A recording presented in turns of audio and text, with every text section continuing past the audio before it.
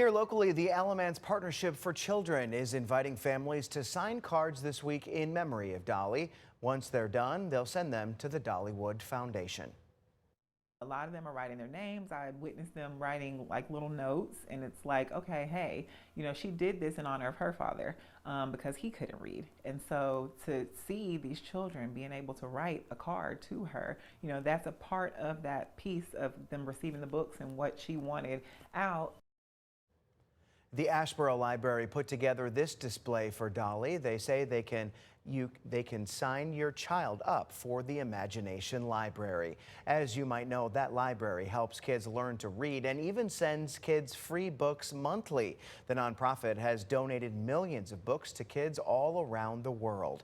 WFMY News 2's Ben Briscoe heard from Dolly's local partners about the impact of the Imagination Library. One of the things that is so cool about Dolly Parton is how many different generations love her. From our grandparents who watched her on the Porter Wagner show right here on WFMY News 2 back in the 60s and the 70s, to people my age who grew up on her movies like 9 to 5 and Straight Talk, always one of my favorites. To the kids of today, more than 3 million of which have received free books from her Imagination Library. In Guilford County alone, the nonprofit has mailed more than 2 million books to local children since 2019. And today, 61% of children under 5 are enrolled, receiving a free book every single month. And it's a growing program, serving nearly 19,000 local children last year. She was who she was. She loved all people.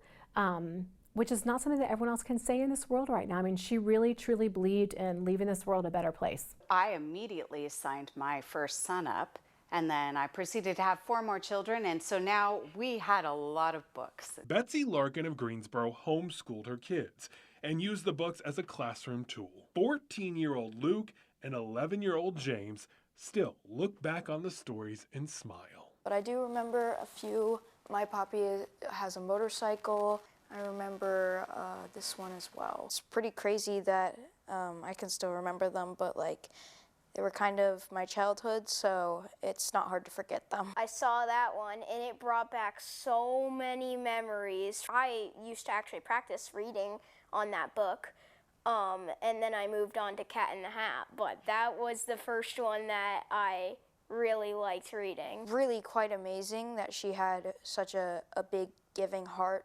Dolly is an inspiration, that she came from such humble beginnings and she never lost that humility. Instead, she took it to create empathy and spread that to other people. Ben Briscoe, WFMY News 2.